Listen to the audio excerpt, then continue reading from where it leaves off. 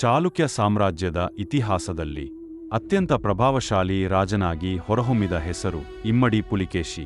ತನ್ನ ಪಟ್ಟಾಭಿಷೇಕದ ನಂತರ ಎರೆಯ ಎಂಬ ಹೆಸರನ್ನು ಬದಲಿಸಿ ಪುಲಿಕೇಶಿ ಎಂದು ಲೋಕಕ್ಕೆ ಪರಿಚಯಿಸಿಕೊಂಡ ಈ ಯುವರಾಜ ಮೊದಲನೆಯ ಕೀರ್ತಿವರ್ಮನ ಪುತ್ರನು.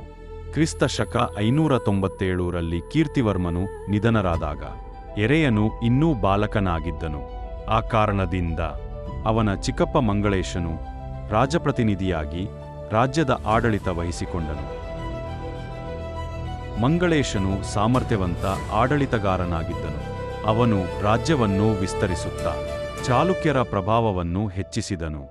ಆದರೆ ಅಧಿಕಾರದ ಆಸೆ ಒಬ್ಬನ ಮನಸ್ಸನ್ನು ಹೇಗೆ ಬದಲಾಯಿಸುತ್ತದೆ ಎಂಬುದಕ್ಕೆ ಮಂಗಳೇಶನೇ ಉದಾಹರಣೆ.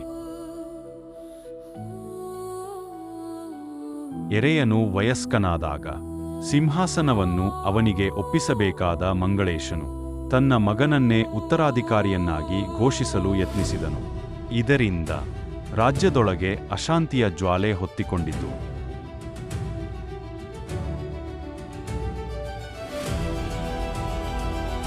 ತನ್ನ ಹಕ್ಕಿಗಾಗಿ ಹೋರಾಡಲು ನಿರ್ಧರಿಸಿದ ಎರೆಯನು ವನ ಪ್ರದೇಶವಾದ ಕೋಲಾರದಲ್ಲಿ ಆಶ್ರಯ ಪಡೆದು ತನ್ನ ನಿಷ್ಠಾವಂತ ಸಹಚರರೊಂದಿಗೆ ಒಂದು ಬಲಿಷ್ಠ ಸೈನ್ಯವನ್ನು ಸಂಘಟಿಸಿದನು.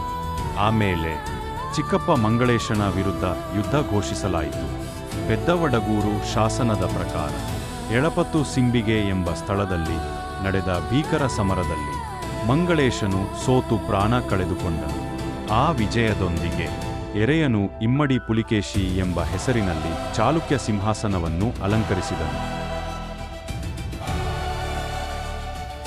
ಪುಲಿಕೇಶಿಯ ಆಳ್ವಿಕೆಯಲ್ಲಿ ಬಾದಾಮಿ,